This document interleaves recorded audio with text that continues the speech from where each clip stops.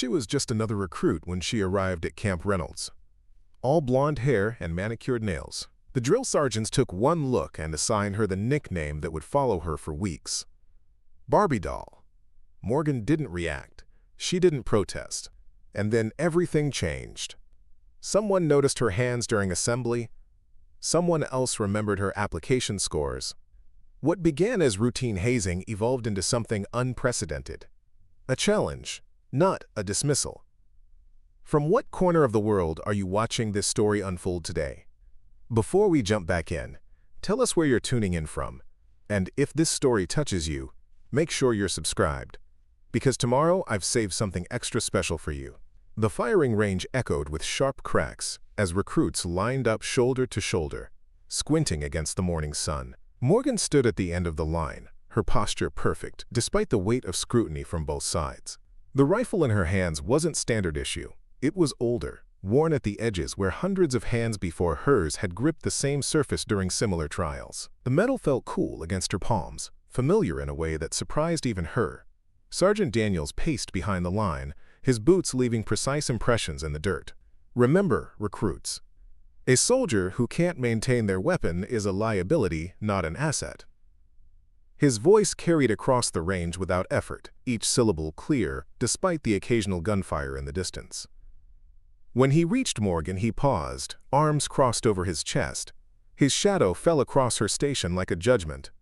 "Recruit Collins," he said, using her surname with deliberate emphasis. "Since you seem so confident today, why don't you demonstrate proper disassembly for your fellow recruits?" Morgan didn't hesitate. She placed the rifle on the table, hands moving with practiced precision that belied her appearance. The others watched, some with skepticism, others with growing curiosity.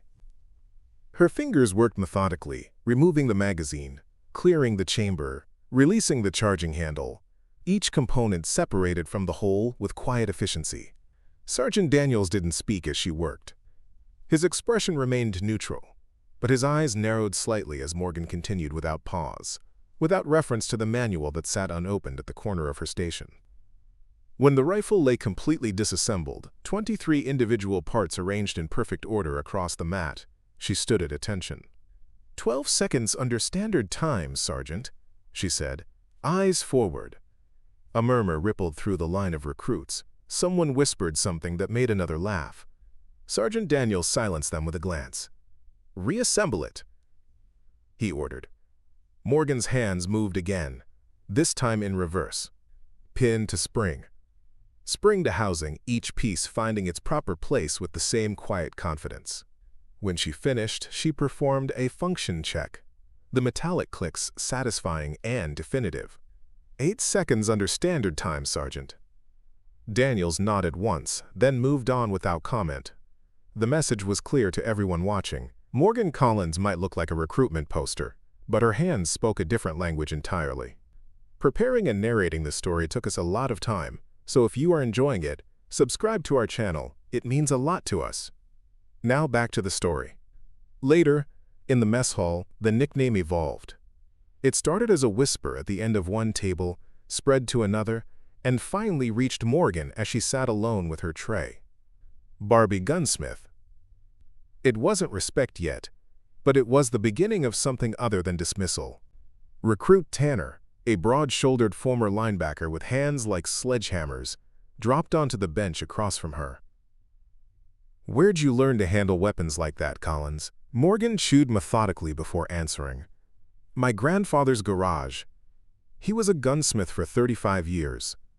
And what? He taught his granddaughter instead of finding a grandson?" She met his gaze without flinching. "He taught anyone willing to learn. I was willing." Tanner's expression shifted from challenge to consideration. "Fair enough." He stabbed at his mashed potatoes. "Daniels was impressed, you know. He doesn't say it, but you can tell." Morgan shrugged. "I'm not here for compliments. Why are you here? Most women who look like—" He stopped himself, recalibrating. "Most recruits with your background choose different paths." She set down her fork with precise movements. "My grandfather believed that anything worth protecting is worth understanding. I'm here to understand."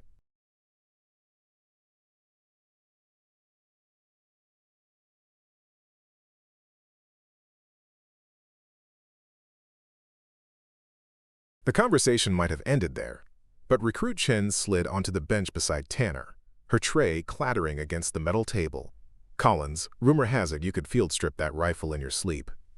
"Probably," Morgan admitted. "Bet you couldn't do it. Blindfolded, though." The mess hall seemed quiet, attention drawing toward their table like metal shavings to a magnet. Morgan didn't look around. She kept her focus on Chen, whose challenge hung in the air between them. "Probably could," she replied simply. Tanner leaned forward. "Tomorrow morning, before Rivi, behind the supply shed. You do it blindfolded, and the Barbie jokes stop for good." Morgan considered this for exactly 3 seconds. "And if I can't?" Chen grinned. "Then you admit that pretty faces don't belong in weapons training. Deal?" The word hung between them, a contract sealed without paperwork. Around them, the mess hall resumed its normal rhythm of conversation and movement. But something had shifted. A new current ran beneath the surface of routine. That night, as others slept, Morgan sat on the edge of her bunk, eyes closed, hands moving through the motions. Disassemble, reassemble, disassemble, reassemble. She didn't need to see the parts. She knew them by touch, by weight, by the subtle differences in texture between metal components that most people would consider identical. Her grandfather had taught her to feel the weapon, not just see it. "You're still at it?" Recruit Davis whispered from the next bunk. "It's past midnight." Morgan opened her eyes. "Just making sure." Davis studied her with curiosity rather than judgment. "You know they're trying to humiliate you, right? Even if you succeed, they'll find something else." "Probably." "Then why bother?" Morgan's hand stilled in her lap. "Because it's not about them." It never was. Davis seemed to consider this. "Need a blindfold for tomorrow? I've got a spare bandana." "Thanks. I've got one." Silence settled between them, comfortable rather than strained. Before turning over to sleep, Davis added, "For what it's worth, Collins, I hope you show them all." Morning arrived with the peculiar stillness that precedes dawn on a military base. The sky remained dark, stars still visible as 6 recruits gathered behind the supply shed. Word had spread, drawing a small but invested audience. Morgan arrived exactly on time. Her uniform pressed despite the early hour, her hair neatly tucked beneath her cap. She carried nothing except a black cloth folded in her right hand. Tanner and Chen were already there, along with Davis and 2 others Morgan recognized from the firing range. On a crate between them sat a standard-issue rifle, cleaned and oiled according to regulation. "Thought you might back out, Collins," Chen said by way of greeting. Morgan didn't respond. She approached the crate, inspected the rifle with brief but thorough attention, and nodded once. "Rules are simple," Tanner announced. "Blindfolded, disassembly, and reassembly. Complete and functional." Davis keeps time. Morgan unfolded the cloth in her hand, a simple black bandana, and tied it securely around her eyes. The world vanished into darkness, but she didn't need to see. Her hands remembered. "Ready," she said. Someone placed the rifle in her hands. The weight settled against her palms like a familiar conversation. She began. Metal separated from metal with quiet precision. Each pin, each spring, each component found its proper place on the crate before her.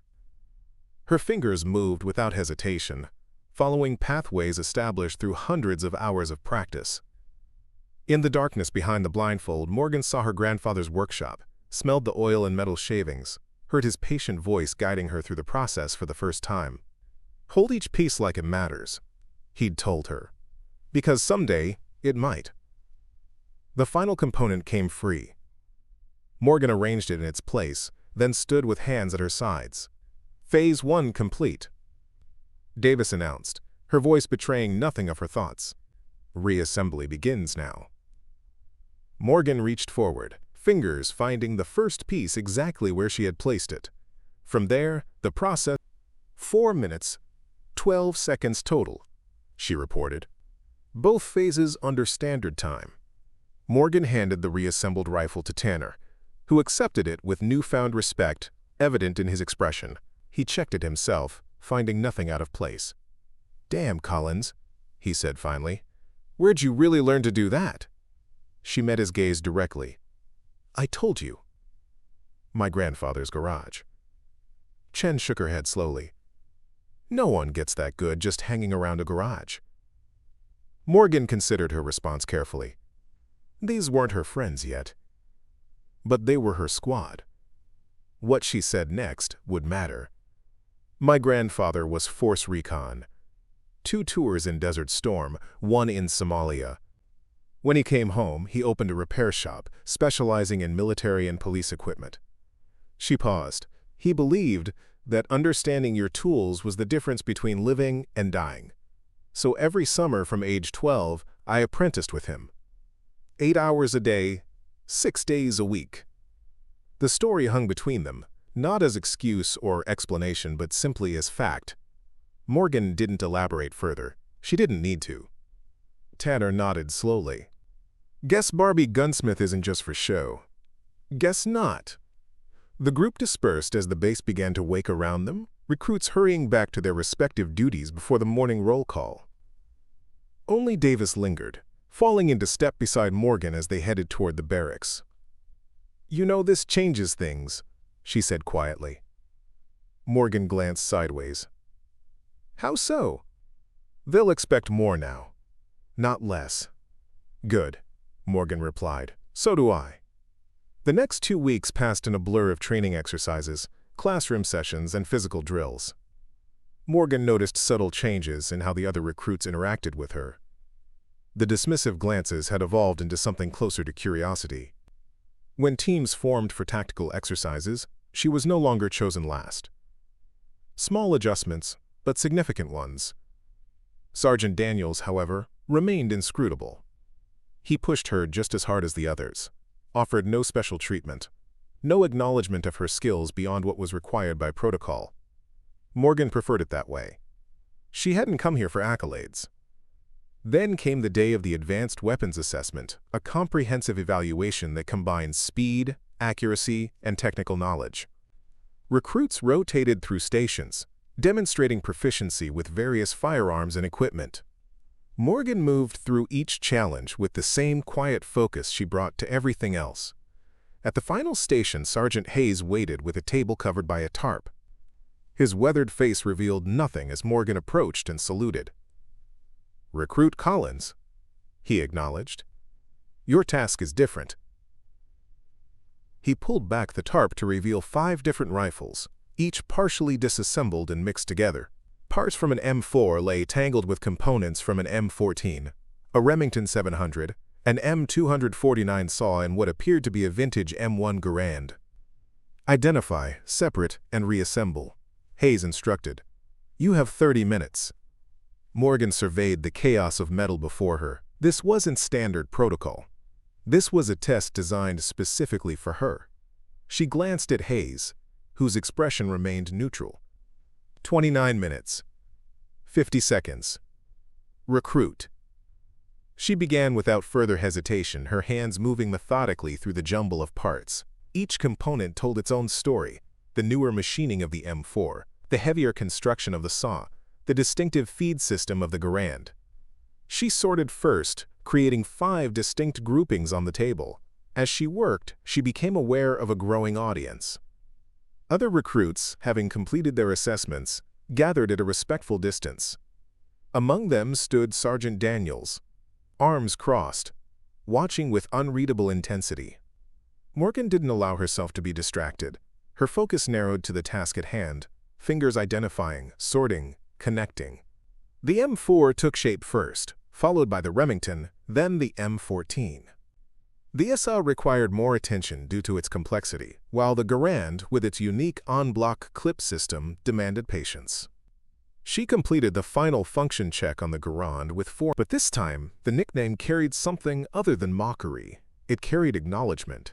Sergeant Daniels stepped forward, his expression finally betraying a hint of approval. Recruit Collins, report to the armory after evening chow.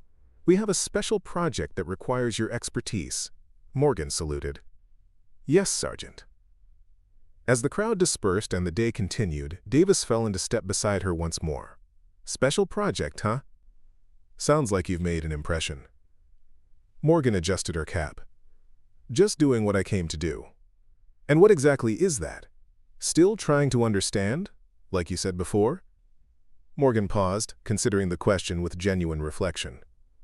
Partly, but also to prove something. To who? The skeptics? The guys who called you Barbie Doll? No, Morgan said quietly. To my grandfather. He believed I could be more than what people expected. I'm making sure he was right. Davis nodded slowly. Well, blindfolded assembly was impressive. But I heard Sergeant Hayes asking about tomorrow. What about tomorrow? Rumor has it they're setting up something special. A real challenge this time. Morgan didn't ask for details. She simply nodded.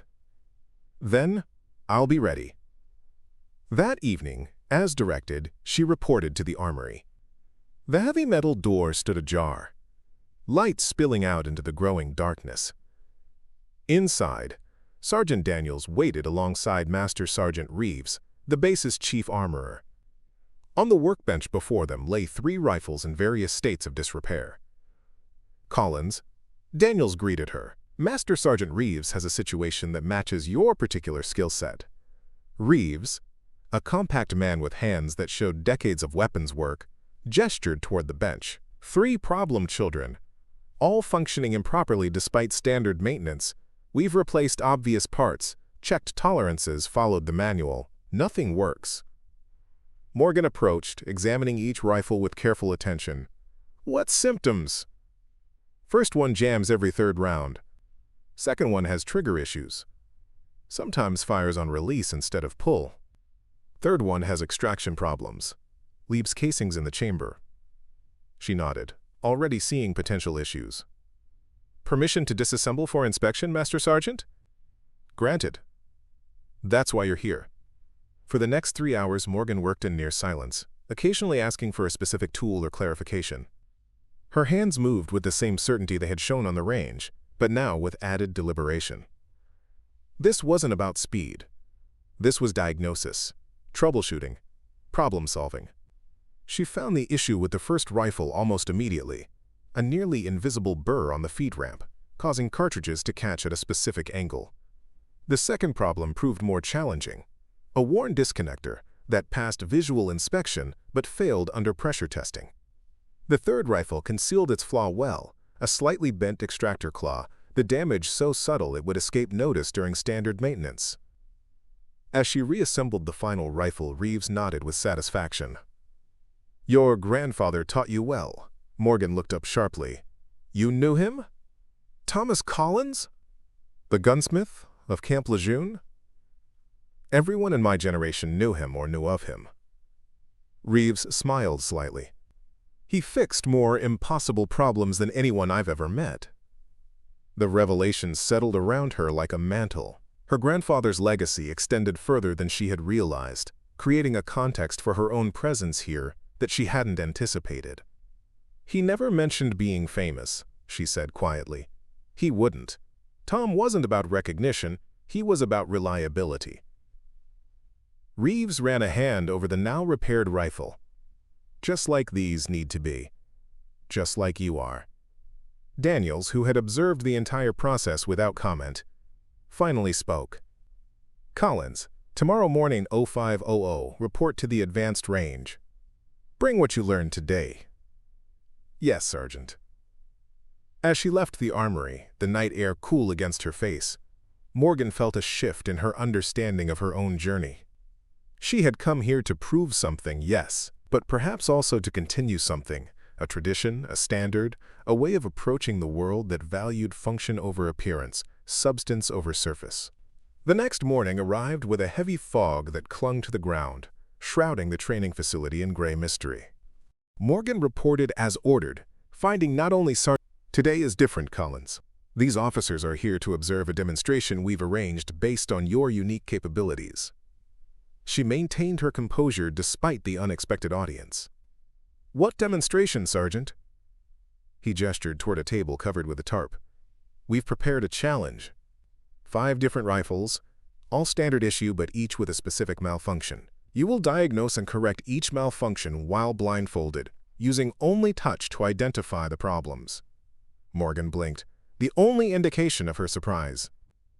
"Blindfolded troubleshooting, Sergeant." "Unless you feel it's beyond your capabilities." The challenge hung in the air between them. Morgan understood what this was. Not just a test of skill, but a spectacle. An exhibition meant to either validate or dismiss everything she represented. Her response would define how they saw her from this moment forward. She removed her cap and set it carefully on an adjacent table. "I'll need a proper blindfold, Sergeant." The one I used before was just a bandana. One of the visiting officers, a woman with lieutenant colonel's insignia, stepped forward, offering a proper blackout mask from her pocket. "Will this suffice, recruit?" Morgan accepted it with a salute.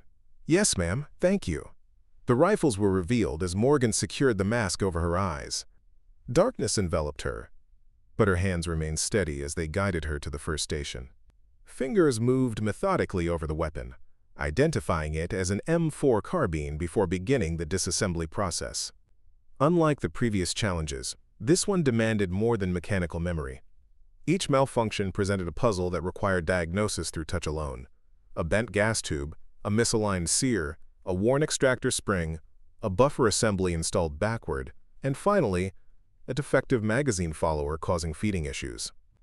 One by one, she identified each problem, corrected it, and verified function. The process wasn't quick or flashy. It was methodical, deliberate, and absolutely certain. When she removed the blindfold after completing the final repair, she found herself facing a room of silent observers, their expressions ranging from impressed to contemplative. The lieutenant colonel approached, extending her hand. "Remarkable work, Collins. I don't think I've seen anything like it since your grandfather's demonstration at Quantico 15 years ago."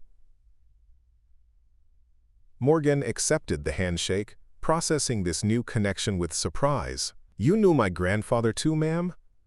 "I was a junior officer when he came to train our armorers. He could diagnose a malfunction just by listening to how the rifle fired." The colonel smiled slightly. "He mentioned he had a granddaughter who might someday outshine him." I believe he was correct. Before Morgan could respond, Sergeant Daniels stepped forward. "Collins, the officers have a proposition for you." The colonel nodded. "We're assembling a specialized training team focused on advanced armory skills and field maintenance. Your abilities would be an asset to the program." Morgan stood straighter. "What would that entail, ma'am?" "Completing your current training, then transferring to our facility to help develop new protocols for weapons maintenance under combat conditions. Your blindfolded skills are particularly relevant for nighttime operations and emergency repairs." The offer hung in the air, unexpected and substantial. Morgan glanced at Daniels, whose expression had shifted from his usual stoicism to something approaching pride. "You've earned this opportunity, Collins," he said quietly. "Few recruits demonstrate this level of specialized ability." Morgan considered her response carefully. "I'm honored by the offer, ma'am, but I'd like to complete the full basic training course with my squad before making any decisions about specialized assignments." The colonel's eyebrows rose slightly, but her smile deepened. "Loyalty to your unit. Your grandfather would approve." She handed Morgan a card. "The offer remains open. Contact me when you're ready." As the officers departed and the fog began to lift around the training grounds, Morgan found herself standing alone with Sergeant Daniels.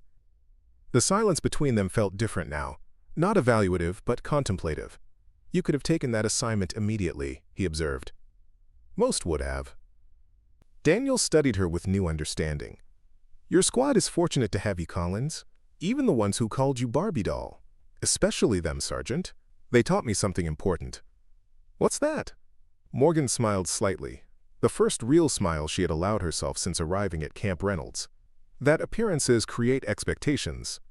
And sometimes, the greatest advantage comes from being underestimated." Daniels nodded, a rare approval in his gesture. "Report back to your squad, Collins. They're waiting to hear about your performance." "Yes, Sergeant?" As she walked back toward the barracks, the morning sun finally breaking through the fog, Morgan felt the weight of her grandfather's legacy alongside the lightness of her own emerging path. The nickname that had once been meant to dismiss her had transformed into something else entirely. A reminder that strength often hides in unexpected packages, and that true skill reveals itself not in appearances, but in action. The next morning, the squad assembled on the training field under an overcast sky that threatened rain but held its judgment. Morgan stood in formation, eyes forward, expression neutral despite the whispers that filtered through the ranks. Word of her blindfolded demonstration had spread across the base with the efficiency of military gossip, rapid, slightly distorted, but fundamentally accurate. Sergeant Daniels arrived precisely on time, clipboard in hand, boots gleaming despite the mud that edged the parade ground. His gaze swept over the assembled recruits, lingering briefly on Morgan before moving on. "Today," he announced, voice pitched to carry without shouting, "we begin integrated squad tactics.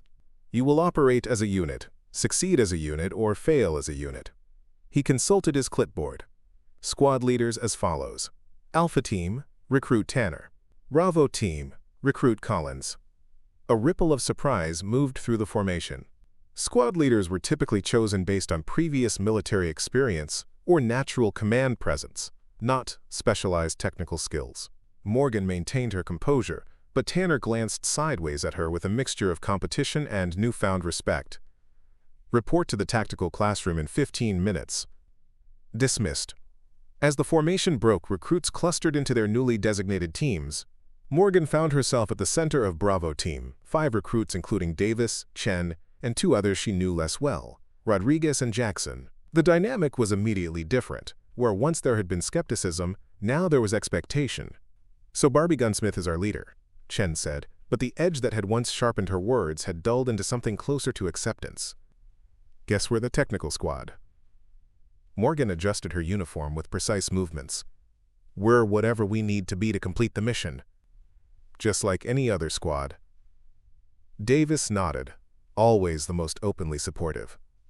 "What's your approach going to be?" "Tanner will probably go with brute force and standard tactics." The question deserved consideration. Morgan had never sought leadership positions, had never imagined herself giving orders rather than quietly excelling at her assigned tasks. But the responsibility had been placed in her hands, and she would not treat it casually. "We'll play to our strengths," she decided, "but we won't be predictable." In the tactical classroom, the assignment became clear. Each squad would navigate a complex field exercise involving weapons retrieval, mechanical problem-solving, and coordinated maneuvers under simulated combat conditions. The scenario: a downed aircraft with critical equipment that needed recovery and repair before extraction. Tanner's approach was exactly as Davis had predicted: direct, aggressive, relying on physical prowess and standard protocols. Morgan listened as he outlined Alpha Team's strategy to the instructors, noting both its strengths and its vulnerabilities. When her turn came, she spoke with quiet certainty. "Bravo Team will approach from multiple angles. Rodriguez and Jackson will establish perimeter security while Davis, Chen, and I assess and repair the equipment.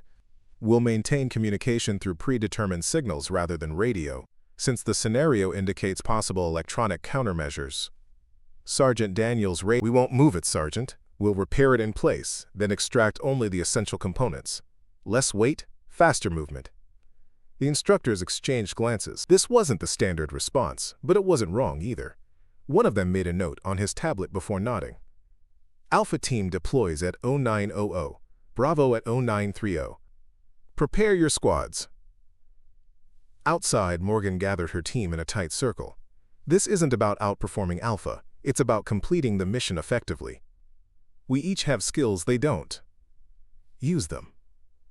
Chen, who had initially seemed most resistant to Morgan's leadership, now leaned in with unexpected intensity. "I was a competitive climber before enlisting. If we need to access difficult terrain, I can help." Rodriguez nodded. "I worked as an auto mechanic. Different systems, but similar principles if we're dealing with mechanical repairs." "I have orienteering experience," Jackson added. "Navigation without electronics." Davis smiled slightly. And I grew up with 3 older brothers who never let me use flashlights during our forest games. I can move quietly in the dark. Morgan absorbed this information, recalibrating her approach. Perfect. We'll adapt the plan to leverage these capabilities. For the next hour, they refined their strategy, discussing contingencies and practicing the silent communication signals Morgan had developed. When 0930 arrived, Bravo Team moved out with purpose, each member understanding their role within the larger mission. The training course sprawled across 2 miles of varied terrain, wooded areas, open fields, a shallow creek, and fabricated structures representing the crashed aircraft and surrounding debris. As they approached the objective, Morgan signaled for them to separate according to plan. Chen scaled a nearby utility pole with surprising speed, establishing an elevated observation position. Rodriguez and Jackson moved to their security positions, while Davis accompanied Morgan toward the central objective, a partially dismantled communications array that needed repair and extraction. From her vantage point, Chen signaled, "Alpha Team visible, northeast quadrant, moving slowly, carrying heavy equipment." Morgan acknowledged with a hand gesture and continued forward. Their approach had given them an advantage. While Alpha Team had gone directly for the main objective, Bravo had taken the time to gather intelligence first. Now they could work without unexpected interference. The communications array lay partially disassembled inside a mock fuselage. Tools were scattered nearby, some obviously useful, others potential distractions. Morgan assessed the situation with methodical attention, identifying the critical components and the nature of the damage. "Primary circuit board is intact," she noted quietly to Davis. "Power supply is damaged. We need to bypass it or repair it." Davis examined the surrounding equipment. "There's a secondary battery pack in that storage unit. We could adapt it." Morgan nodded. "Good. Start on that while I check the transmission system." They worked in tandem, communicating in low tones or simple gestures. Rodriguez reported all clear from his position, while Chen continued to track Alpha Team's progress. They were moving with purpose, but slowed by their decision to transport heavy equipment rather than repair in place. "Circuit path is broken here," Morgan identified, pointing to a barely visible fracture in a critical connection. "I need something conductive to bridge it." Davis reached into her pocket and extracted a small multi-tool. "Will this work?" "The blade is stainless steel." Morgan took it, examining the tool with appreciation for its quality. "Perfect. Where did you get this?" "My father's. He said tools are only valuable if they're with you when you need them." Davis smiled slightly. "Seems appropriate now." Using the multi-tool's blade, Morgan created a temporary bridge across the damaged circuit. The system hummed to life, indicator lights blinking in sequence. "Power's good," Davis confirmed. "Adapted battery is functioning." Morgan nodded. "Now for the extraction module." The next phase was more challenging, identifying which components were essential to the mission and which could be left behind. This one is essential for transmission. This one handles encryption, critical for secure communications. Davis followed her lead, sorting components into 2 categories. "What about this one? It's heavy, but seems connected to everything else." Morgan examined it carefully. "That's the primary processing unit. We definitely need it." As they worked, Chen signaled from her observation post. "Alpha approaching, carrying full assembly, struggling with weight," Morgan acknowledged. "Rodriguez, Jackson, maintain position but prepare for contact." "Davis, we need to finish this extraction now." They accelerated their work, fingers moving with increased urgency but no less precision. Morgan made final connections to ensure the extracted components would function independently, while Davis packed them securely for transport. "Ready," Davis confirmed just as Chen signaled again. "Alpha in visual range."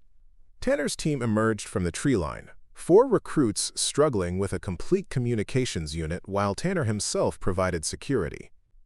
Their faces showed the strain of carrying the heavy equipment across difficult terrain.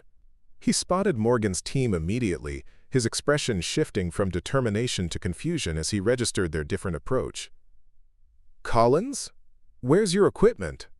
Morgan gestured toward the small pack Davis now carried. "Right here. Mission-critical components extracted and functional." Tanner frowned. The order was to recover the communications array. The order was to ensure mission-critical communication capability. Morgan corrected gently, not necessarily the entire physical array. Before Tanner could respond, Sergeant Daniels emerged from a concealed observation post, tablet in hand. Both approaches will be evaluated at the extraction point. Continue your missions. The teams separated again, each following their established plan. Bravo moved quickly now, unencumbered by excessive equipment. Chen rejoined them from her observation post, and the squad maintained their perimeter security as they navigated back toward the extraction zone. How will they judge this? Rodriguez asked quietly as they moved through a wooded section. They clearly expected us to carry the whole thing. Morgan maintained a steady pace. They expected us to complete the mission effectively. That's what we're doing. But what if they fail us for not following the standard approach? She glanced at him briefly. Then we fail having made the best decision with the information available. That's still success in my book. The extraction point came into view, a clearing marked with yellow flags where instructors waited with evaluation forms. Alpha Team was still not visible, presumably slowed by their burden. Bravo Team arrived first, Morgan reporting to the senior instructor with calm efficiency. Bravo Team reporting with mission-critical communication components. System is operational and ready for demonstration. The instructor checked his watch. 22 minutes from deployment. Impressive time. Show me the functionality. Davis unpacked the components while Morgan quickly connected them to the testing station provided at the extraction point. The system powered up immediately, indicator lights confirming operational status across all critical functions. Full communication capability with 58% weight reduction from original specifications, Morgan reported. Encryption and transmission functions intact. Power draw optimized for extended field operation. The instructor made notes without commenting, his expression revealing nothing of his assessment. Wait here for full evaluation once Alpha Team arrives. They didn't have to wait long. Alpha Team emerged from the tree line 9 minutes later, the strain of their journey evident in their posture and labored breathing. They had rotated carrying positions multiple times, but the weight of the complete array had taken its toll. Tanner reported to the instructor, his squad setting down the full communications unit with poorly disguised relief. Alpha Team reporting with recovered communications array. Ready for evaluation. The instructor directed them to connect their equipment to the same testing station. The process took longer, requiring full reassembly of components that had shifted during transport. Eventually, the system powered up, showing similar functionality to Bravo's extracted version. Sergeant Daniels approached, having observed both achieved basic mission parameters. He pointed to Alpha's full array. Complete recovery provides redundancy and full functionality. Then he gestured to Bravo's compact solution. Selective extraction enables rapid movement and adaptation. He consulted his tablet. Alpha Team completed the mission in 31 minutes with standard approach. Bravo completed in 22 minutes with modified approach. He looked up, gaze moving between Tanner and Morgan. In a combat scenario, which would you prefer? The question hung in the air, clearly rhetorical but meaningful. Both squad leaders maintained proper military bearing, but the lesson was evident to everyone present. There is more than one way to solve a problem, Daniels continued. The best solution depends on the specific circumstances and available resources. He made a final note on his tablet. Both teams passed the exercise. Both demonstrated leadership and teamwork, but only one demonstrated tactical innovation. As they were dismissed, Tanner approached Morgan, his expression thoughtful rather than competitive. Smart approach, Collins. Wouldn't have worked if the instructors had specified full physical recovery, but you read between the lines. Morgan nodded, accepting the acknowledgement without false modesty. Your approach would have been better if we'd needed the backup systems or had more personnel for transport. Next time we should coordinate, he suggested. Alpha takes standard approach, Bravo goes unconventional. Cover all possibilities. Agreed. The simple exchange marked another shift in dynamics, from competition to collaboration, from proving points to solving problems. As they walked back toward the barracks, Morgan found herself surrounded by both teams, the conversation flowing naturally around tactics, approaches, and future scenarios. Later that evening, as recruits prepared for lights out, Davis sat on the edge of Morgan's bunk. Something changed today. Did you notice? Morgan looked up from the notebook where she'd been recording observations about the exercise. The instructors? Evaluation criteria? No. Davis smiled. The way people see you. It's not about the blindfolded assembly anymore, or your grandfather's legacy. It's about how you think. Morgan considered this. Is that important? It's everything, Davis insisted. Skills impress people. Thinking changes them. Before Morgan could respond, the barracks door opened, and Sergeant Daniels entered, unusual for this hour. The room immediately fell silent, recruits standing at attention beside their bunks. At ease, he said, then specifically addressed Morgan. Collins, report to the commander's office, 0700 tomorrow. After he left, whispers erupted throughout the barracks. A summons to the commander's office was rarely routine, particularly for a recruit still in basic training. What did you do? Chen asked, genuine curiosity rather than accusation in her voice. Morgan shook her head slightly. Nothing that I'm aware of. Maybe it's about the special assignment, Davis suggested, the one the officers mentioned. Maybe. That night, Morgan lay awake longer than usual, her mind not anxious but methodically working through possibilities. Whatever awaited her tomorrow would require adaptation, just like the field exercise. She would approach it the same way. Assess, analyze, respond appropriately. Morning arrived with military precision, the base coming alive according to its unchanging rhythm. Morgan reported to the commander's office exactly at 0700, uniform impeccable, posture perfect. The office itself projected the expected authority, awards, and credentials displayed with understated pride, furniture arranged for both function and subtle intimidation. Colonel Richards sat behind his desk, a folder open before him. Beside him stood Sergeant Daniels and, surprisingly, Master Sergeant Reeves from the armory. More unexpected was the presence of the lieutenant colonel, who had observed Morgan's blindfolded demonstration. Recruit Collins reporting as ordered, sir. Colonel Richards nodded once. At ease, Collins. Do you know why you're here? No, sir. You've created quite a stir in your short time with us. He gestured toward the folder. Exceptional technical skills, innovative tactical thinking, natural leadership emergence despite initial resistance from peers. He looked up. Uncommon qualities in a recruit at any stage, but particularly notable in week 4 of basic training. Morgan remained silent, recognizing the observation required no response. The lieutenant colonel stepped forward. Collins, after observing your performance and reviewing your file, we'd like to offer you a specialized training. Colonel Richards continued. This would involve completing an accelerated version of basic training, followed by direct placement in our advanced technical training program, with eventual assignment to the colonel's special project team. Morgan processed this information with the same methodical approach she applied to mechanical problems. May I ask what this special project entails, sir? The lieutenant colonel explained. We're developing new protocols for field maintenance under extreme conditions, limited visibility, hostile environments, time constraints. Your blindfolded skills demonstrate exactly the capabilities we're looking to cultivate. The program has strategic importance, Colonel Richards added, and significant career advancement potential. Morgan considered the offer carefully. It represented everything she had worked toward: recognition of her skills, opportunity for advancement, contribution to meaningful projects. Yet something felt incomplete about the proposition. I'm honored by the consideration, sir. However, I believe my current training path has additional value that would be lost in acceleration.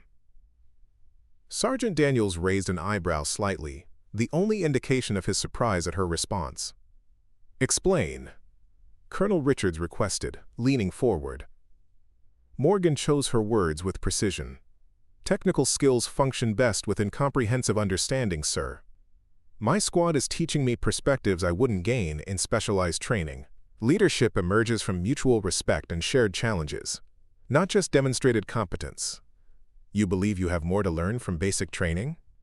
The colonel's tone suggested skepticism rather than dismissal. Yes, sir.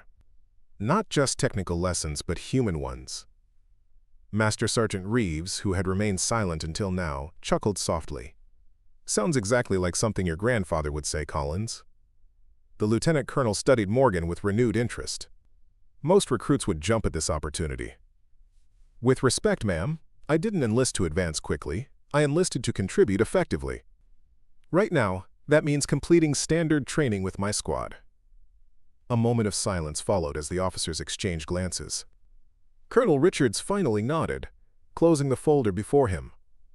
"Request to remain in standard training path approved, Collins. The specialized opportunity will remain available when you complete basic training should you reconsider." "Thank you, sir." As Morgan was dismissed and left the office, Sergeant Daniels followed her into the hallway. For a moment, he simply regarded her with an expression she couldn't quite interpret. "That was an unusual decision, Collins." Morgan met his gaze directly. "It felt like the right one, Sergeant." "Because of your squad?" "Because of what they represent. Different approaches, different backgrounds, different strengths, all working toward the same objective." She paused. "Isn't that what makes an effective military unit?" Daniels studied her for another moment, before his expression softened slightly. "Your grandfather would be proud, Collins, not just of your skills but of your judgment." "Thank you, Sergeant." As Morgan walked back toward the training fields where her squad would be assembling for morning exercises, she reflected on the path that had led her here. The nickname that had once been meant to dismiss her, Barbie Doll, had evolved into Barbie Gunsmith and now seemed to be fading altogether, replaced by simply Collins. The transformation wasn't about erasing her appearance or denying her differences. It was about expanding perceptions, both her own and others, of what those differences meant in the context of their shared purpose. She had not come to blend in or stand out, but to contribute in the most effective way possible. And as she rejoined her squad, greeted by their curious questions about her meeting with the commander, Morgan realized that the most valuable lesson hadn't come from her grandfather's garage or the officers' recognition of her skills. It had come from here, from the daily interaction with people who had initially underestimated her and now relied on her, from the gradual building of trust through consistent competence and genuine collaboration. "What happened?" Davis asked as Chen's eyebrows rose in surprise. "You turned down a special assignment? Why?" Morgan glanced around at her squad, the people who had called her Barbie Doll, and now looked to her for leadership, the journey from dismissal to respect written in their expressions. "Because some lessons can't be accelerated," she replied simply. "And some teams shouldn't be broken." The training intensified as weeks passed, each day bringing new challenges designed to test both physical endurance and technical aptitude. Morgan's squad had developed a reputation across the base, not just for her blindfolded skills, which had become something of a legend, but for their collective approach to problem-solving. They were known as the team that found alternative solutions, the ones who looked at standard protocols as starting points rather than fixed directives. On a particularly cold morning 6 weeks into training, Sergeant Daniels gathered the entire platoon on the main parade ground. Frost crunched beneath their boots as they stood at attention, breath forming clouds in the pre-dawn air. Something about his posture suggested this was not a routine assembly. "Today," he announced, voice carrying across the silent formation, "you face the Crucible." A ripple of tension moved through the ranks. The Crucible was infamous, a 3-day field exercise designed to push recruits beyond their perceived limits, combining sleep deprivation, physical challenges, and complex tactical problems under simulated combat conditions. It served as the culminating test of basic training, the final hurdle before graduation. "You will operate with minimal equipment, limited rest, and constant pressure," Daniels continued. "Teams will be reassigned. Previous squad affiliations are suspended for the duration of this exercise." He began reading off new team assignments, deliberately mixing recruits from different squads to disrupt established dynamics. When he reached Morgan's name, he paused fractionally. "Collins, Red Team, Technical Lead. Not squad leader, but technical lead, a position that acknowledged her specific expertise while placing her under another recruit's command." The designation was unusual, suggesting the Crucible had been modified to include specialized roles beyond the standard configuration. As the new teams assembled, Morgan found herself alongside recruits she had trained with but never worked closely with. Torres from 3rd Squad was designated as Red Team leader, with Johnson, Patel, and Martinez completing their 5-person unit. None of them had been part of Morgan's previous squad. Torres approached her immediately, his expression businesslike. "Collins, heard a lot about your technical skills. We'll need them for this." "Whatever the team requires," she replied simply. He nodded, apparently satisfied with her response. Daniels briefed the team leaders earlier. "This crucible is different, heavily focused on equipment failure scenarios and field adaptations. Now I see why they created the technical lead position." Morgan absorbed this information without visible reaction, though internally she recognized the challenge it presented. The instructors were deliberately testing her specialized capabilities within a new team dynamic, forcing her to prove her value in an unfamiliar command structure. Sergeant Daniels distributed mission packets to each team leader. "You deploy in 30 minutes. Pack minimal gear according to the equipment list. Team leaders, brief your squads." Torres led them to a quiet corner of the parade ground and opened the sealed packet. Red Team's primary objective is to establish and maintain communication relays across the eastern training sector. He looked up. With deliberately sabotaged equipment, Johnson groaned quietly. "Great, we get the broken radio mission." "Not just radios," Torres continued, scanning the briefing documents. "The entire communication infrastructure has been compromised in various ways. Our job is to identify, repair, and secure each relay point while maintaining operational security." Morgan studied the map included in the packet, noting the locations of the 5 relay stations spread across difficult terrain. Each station is at least 2 miles from the next. That's a lot of ground to cover in 3 days, especially if we're troubleshooting at each point. Torres nodded, "Which is why we'll need to be strategic. Collins, initial assessment. What's our approach?" The question came without hesitation or doubt, a team leader immediately leveraging his technical specialist's expertise. Morgan appreciated the direct efficiency of it. "Split the difference between quick diagnostic protocol at each station, triage repairs, fix what's necessary for basic functionality, document the rest. That gives us the best chance of activating all 5 stations within the time frame." Torres considered this, then nodded. "Agreed. Johnson, you're our navigation specialist. Plot the most efficient route between stations. Patel, Martinez, you're responsible for security during repair operations." The team dispersed to gather their assigned gear, reconvening at the deployment point exactly on schedule. Morgan had packed with characteristic precision a small set of multi-tools, electrical tape, wire cutters, spare connectors, and a compact diagnostic meter she had been permitted to bring as part of her technical lead designation.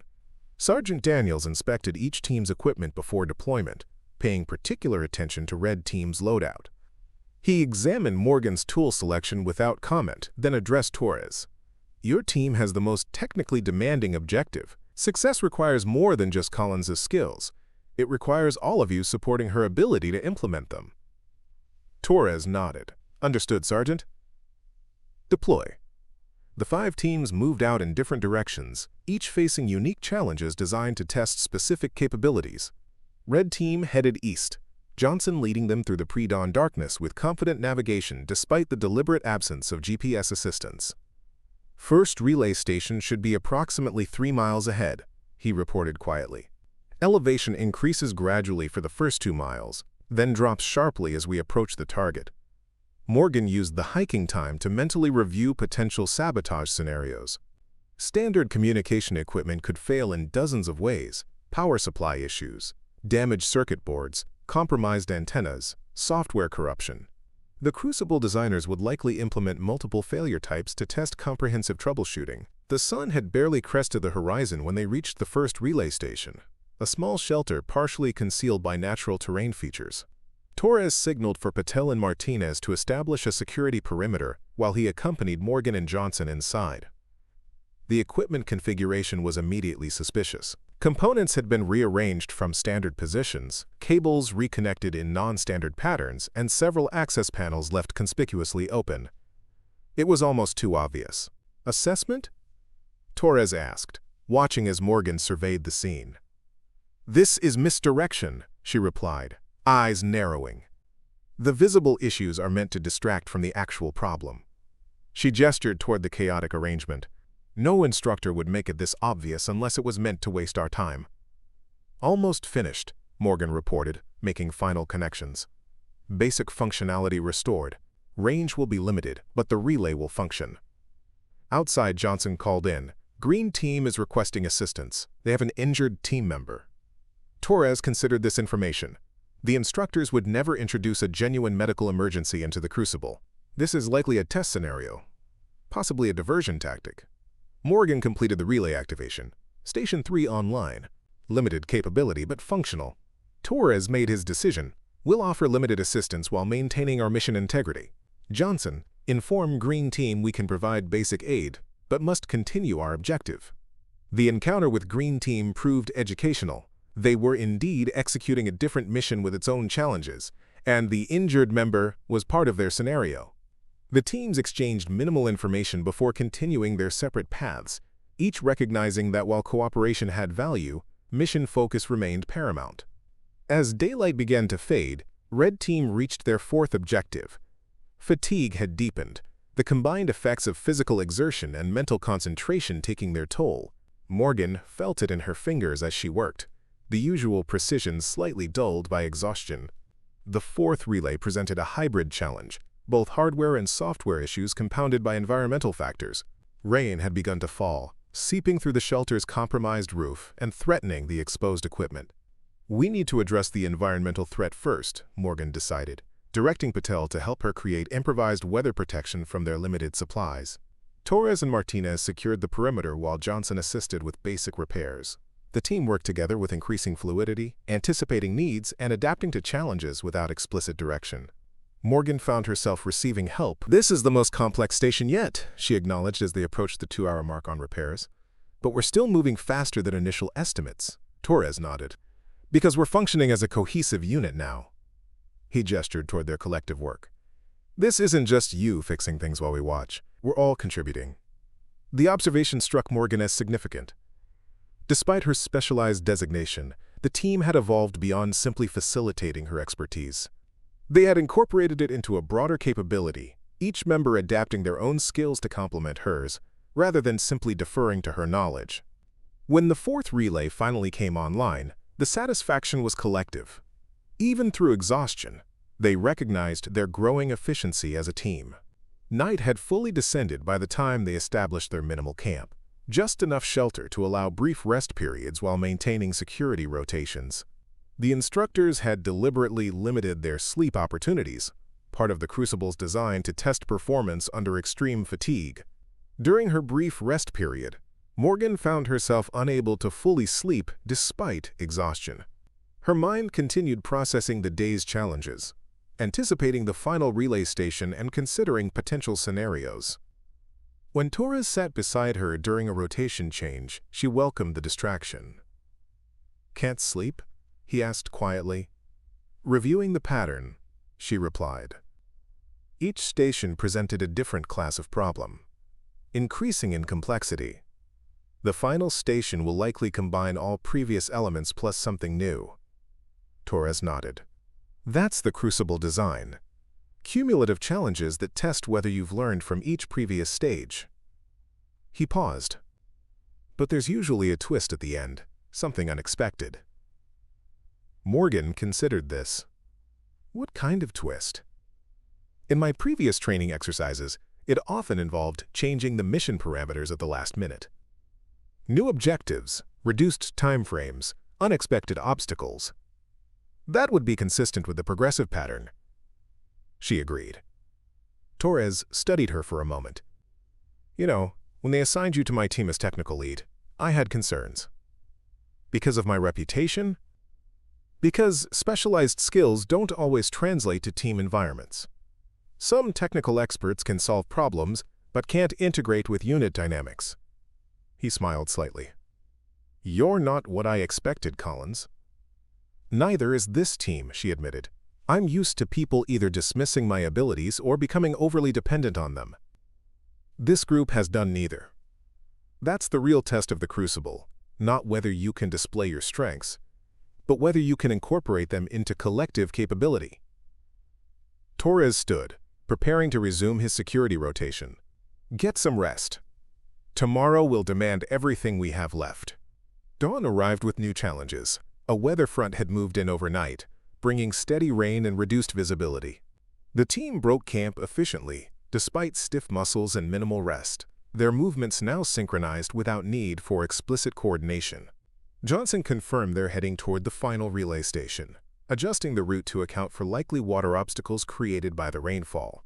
The journey proved even more demanding than the previous day, muddy terrain slowing their progress, and the constant rain sapping both body heat and morale.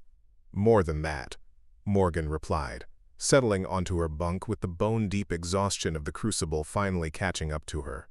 "My team saw me as neither a novelty nor an outsider, just a soldier with specific skills contributing to the mission." Tanner leaned against the adjacent wall. "That was always the real challenge, wasn't it? Not proving your technical abilities, but finding where they fit within the larger picture." Morgan nodded, the insight striking her as particularly meaningful after the past 3 days. "My grandfather used to say something similar about his workshop. The tools don't matter if you don't understand the purpose." As her squad mates shared their own crucible experiences, Morgan reflected on the journey that had brought her here. The nickname that had once defined her, Barbie Doll, had evolved from dismissal to recognition. The true transformation hadn't been in how others saw her, but in how she understood her own capabilities within the broader context of service. Technical skills had opened the door, but it was the wisdom to apply them appropriately that would define her path forward. And as the conversation flowed around her, Morgan recognized that perhaps her grandfather's greatest lesson hadn't been about weapons assembly at all. It had been about understanding that true mastery isn't displayed in isolation, but realized in contribution, not in standing apart, but in fitting precisely where needed within something larger than oneself. Graduation day dawned clear and bright, the morning air crisp with early autumn chill. The parade ground had been transformed with rows of chairs, a raised platform, and the formal trappings of military ceremony. Morgan stood with her squad, uniform pressed to perfection, brass gleaming under the rising sun. 8 weeks of intensive training had culminated in this moment, not just a ceremonial conclusion, but a genuine transition from recruits to soldiers. Colonel Richards addressed the assembled graduates with measured pride, speaking of duty, commitment, and the path that lay ahead. Morgan listened attentively, but her mind also cataloged the journey that had brought her here. From that first day when Barbie Doll had echoed across the firing range, to this moment of earned respect and integrated purpose. When the time came for special recognitions, Morgan's name was called among others. She stepped forward with precise movements, accepting the Excellence in Technical Proficiency medal with appropriate military bearing. What meant more than the medal, however, was the specific wording of the citation, for exceptional application of technical expertise within integrated unit operations. Not for individual brilliance, but for making that brilliance matter in context. As she returned to formation, she caught sight of an unexpected figure standing at the edge of the ceremony, Master Sergeant Reeves from the Armory, watching with the quiet satisfaction of someone who recognized potential being realized. Beside him stood a tall man with silver hair and weathered hands that Morgan would have recognized anywhere. Her grandfather had come. The formal ceremony concluded with the traditional oath renewal, each graduate reaffirming their commitment to service. Afterward, as families and friends mingled with the new graduates, Morgan made her way through the crowd toward her grandfather. He stood slightly apart, his posture still military, straight despite his age, eyes bright with unmistakable pride. "You didn't tell me you were coming," she said by way of greeting. Thomas Collins smiled slightly. "Some surprises are worth keeping." He studied her for a moment, taking in the uniform, the medal, the subtle changes that training had wrought in her bearing. "You look like you belong in that uniform, Kelly." "I feel like I do," she gestured toward the medal. "Though this wasn't what I expected when I enlisted. Recognition rarely comes in the form we anticipate." He nodded toward Master Sergeant Reeves, who was approaching them. "James here has been keeping me updated on your progress." Reeves extended his hand to Morgan. "Congratulations, Collins. Your grandfather and I have been comparing notes about your unconventional solutions during the Crucible. Seems you've inherited more than just his technical aptitude." Before Morgan could respond, Sergeant Daniels joined their small gathering. He saluted Thomas Collins with genuine respect before turning to Morgan. "The specialized training program is still interested, Collins. Lieutenant Colonel Barrett asked me to confirm whether you've reconsidered now that basic training is complete." Morgan glanced at her grandfather, whose expression revealed nothing of his thoughts on the matter. This was her decision alone. "I've given it considerable thought, Sergeant," she replied. "I'd like to accept the specialized training, but with one condition." Daniels raised an eyebrow. "Which is?" That any protocols or techniques developed be designed for integration into standard units, not just for technical specialists. She straightened slightly. The greatest value comes from making specialized skills accessible to regular operations, not isolating them in separate divisions. Her grandfather's expression shifted subtly, a flicker of approval in his eyes. Reeves chuckled softly. "Told you she'd say something like that, Tom. Chip off the old block." Daniels nodded slowly. He extended his hand. "It's been enlightening having you in my platoon, Collins. You've challenged some long-standing assumptions." As he departed, Morgan's squad members approached, their families trailing behind with curious expressions. Davis reached her first, throwing protocol aside for a quick hug before stepping back to formal distance. "So this is the famous grandfather we've heard so much about," she said, extending her hand to Thomas Collins. "Sir, your granddaughter has made quite an impression on all of us." Thomas shook her hand firmly. "From what I hear, the impression has been mutual." Tanner nodded agreement. "She changed how our entire squad approaches problem-solving. Technical issues, tactical planning, everything gets a different perspective now. The blindfolded assembly was just the beginning," Chen added. "You should have seen what she did with the communications relay during the Crucible." Morgan felt a strange mixture of pride and humility as her squad mates recounted her contributions to their collective training. It wasn't the technical achievements themselves they emphasized, but how those achievements had reshaped their approach to challenges. Not just what she could do, but what she had helped them see differently. As the group dispersed to continue their graduation celebrations, Morgan found herself alone with her grandfather again. They walked slowly along the perimeter of the parade ground, past training facilities that now held memories of transformation. "You never told me you were famous among armorers," she said finally. "Master Sergeant Reeves, Sergeant Daniels, even Colonel Richards, they all know your name." Thomas shrugged slightly. Fame wasn't the point, never was. Then what was? He stopped, turning to face her directly. "The same thing that brought you here, I suspect. Not recognition, but contribution. Not standing apart, but fitting precisely where needed." Morgan nodded slowly, recognizing the echo of her own recent thoughts. "I came to prove something," she admitted, "but what I ended up learning was different from what I expected. The best lessons usually are." He gestured toward the rifle range visible in the distance. "When you were younger, working in my shop, you thought I was teaching you about weapons. But the weapons were just the medium. What were you really teaching me? To see beyond the obvious. To understand that every tool, every skill, every capability has context. Standing alone, they're interesting. Integrated properly, they're transformative." He smiled slightly. "The same applies to people." They resumed walking, comfortable silence stretching between them. Morgan considered the journey ahead, specialized training, new challenges, unknown assignments. The path would be neither simple nor predictable, but she felt prepared in ways that transcended technical skills or physical conditioning. "Lieutenant Colonel Barrett's program focuses on extreme conditions training," she said eventually. "Blindfolded operations, limited visibility environments, compromised equipment scenarios." Thomas nodded. "James mentioned that. Seems well suited to your particular abilities." "It is, but I'm more interested in how to make those techniques transferable to standard units, how to take specialized capabilities and make them force multipliers rather than isolated expertise." "Now that," her grandfather said with quiet approval, "is thinking like a true technical specialist. Not how to stand apart, but how to elevate everyone around you."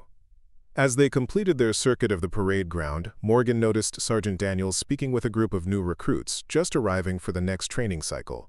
Among them stood a young woman with immaculately styled hair and manicured nails, looking distinctly out of place amid the military environment. Something in her posture, determination beneath the polished exterior, reminded Morgan powerfully of herself 8 weeks earlier. "History repeats itself," Thomas observed, following her gaze. "I wonder what they'll call her," Morgan mused. "Whatever it is, it won't define her any more than Barbie Doll defined you." He nodded toward the recruit. "What matters isn't the label they apply, but what she proves lies beneath it." 3 days later, Morgan reported to the Advanced Technical Training Facility as instructed. The compound was smaller than the basic training base, more specialized in its design and purpose. Lieutenant Colonel Barrett greeted her personally, leading her through security checkpoints toward what appeared to be a modified firing range.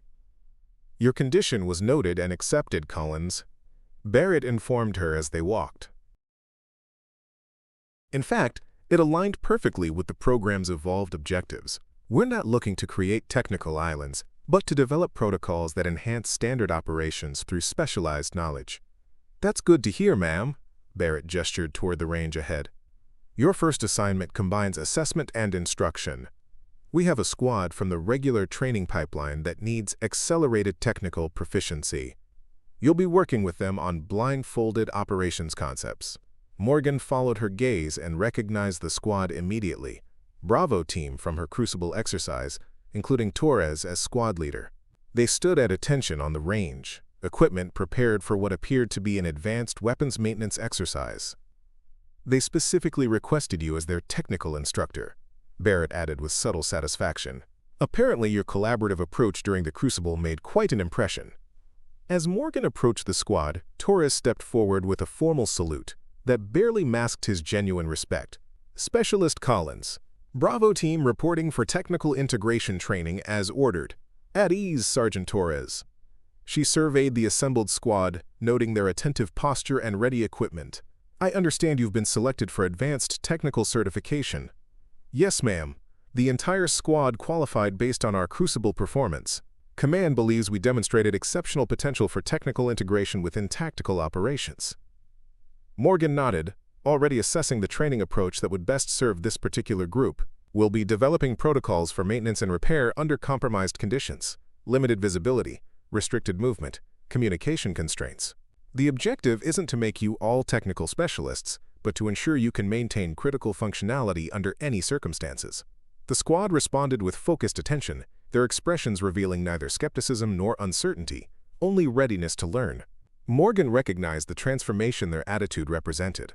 Not so long ago, many would have dismissed the idea that technical proficiency belonged in standard tactical training. As the trainees moved to their assigned stations for the day's exercises, Morgan circulated among them, providing guidance and answering questions with the confident precision that had become her trademark.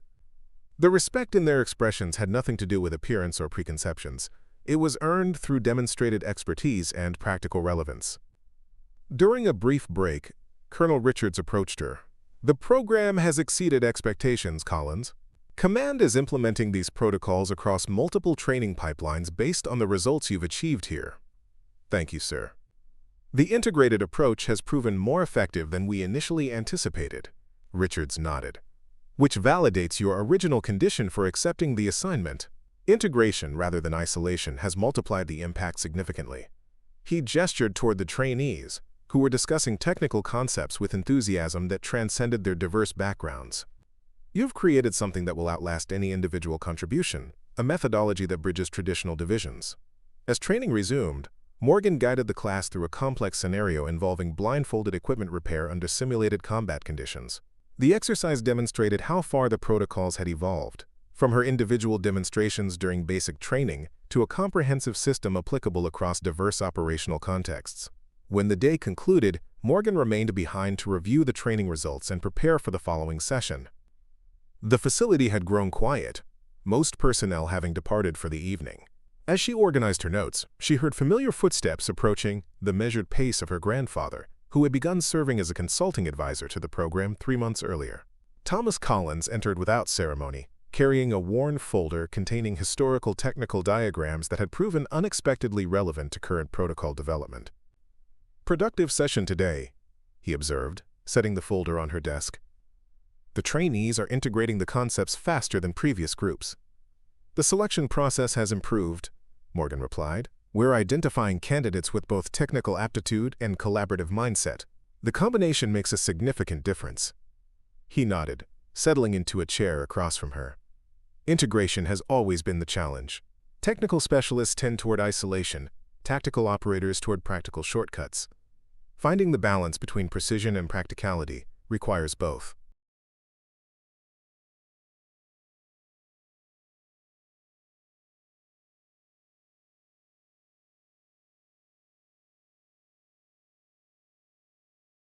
Morgan smiled slightly. Something you tried to teach me in your workshop years ago, though I didn't fully understand it then.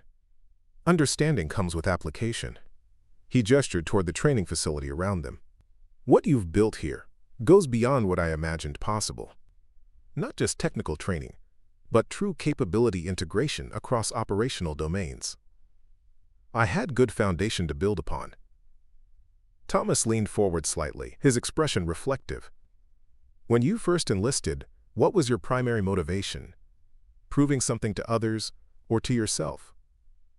Morgan considered the question with the thoroughness it deserved. Initially, perhaps both. I wanted to demonstrate that appearance and capability weren't correlated. She paused. But that changed during training. It became less about proving and more about applying, finding where my specific abilities could contribute most effectively to the larger mission. And now? She gestured toward the training materials spread across her desk. The protocols she had developed, the integration methodologies that were transforming how technical capabilities were incorporated into standard operations.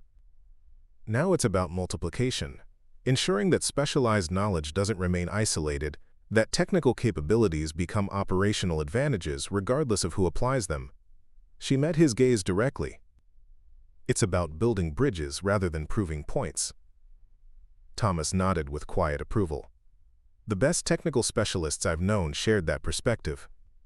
Their expertise wasn't a source of separation, but a means of integration. Not setting them apart, but making them essential within the whole. As they discussed refinements to the training protocols, Morgan reflected on the journey that had brought her here, from being dismissively labeled Barbie Doll to developing doctrine that would shape military technical training for years to come.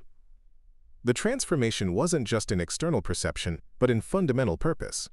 From proving individual worth to enhancing collective capability. The nickname that had once seemed limiting had become irrelevant, not through confrontation, but through contribution. She had transcended it not by rejecting others' perceptions, but by demonstrating that such perceptions were ultimately immaterial compared to substantive impact. When her grandfather departed, Morgan remained at her desk, finalizing preparations for the next day's training. Through the window, she could see new recruits arriving for their first day at the facility. Among them, several who might have once been dismissed based on appearance or background, just as she had been. They would face their own challenges, their own moments of doubt and determination, but they would do so in an environment where capability mattered more than perception, where contribution defined value rather than preconception. The path she had helped create would make their journey different. Not easier, perhaps, but more clearly focused on what truly mattered. And, in that realization, lay the most meaningful victory of all, not personal vindication, but systemic transformation. Not changing how others saw her, but changing how the entire system evaluated and integrated specialized capabilities. Not standing apart as an exception, but creating a framework where exceptions became unnecessary because capability alone determined opportunity. As she gathered her materials to depart, Morgan caught sight of her reflection in the window glass. No longer the recruit who had arrived with something to prove, but the instructor who had found something more valuable to build. The journey from Barbie doll to respected technical specialist had been merely the beginning. What followed was the far more significant transformation from individual excellence to systemic impact, from proving personal worth to elevating collective capability. And in that progression lay the true meaning of her grandfather's lifelong lesson. That technical mastery finds its greatest fulfillment not in individual brilliance, but in how that brilliance enables others to achieve what would otherwise remain beyond reach. Up next, you've got two more standout stories right on your screen. If this one hit the mark, you won't want to pass these up. Just click and check them out. And don't forget to subscribe and turn on the notification bell so you don't miss any upload from us.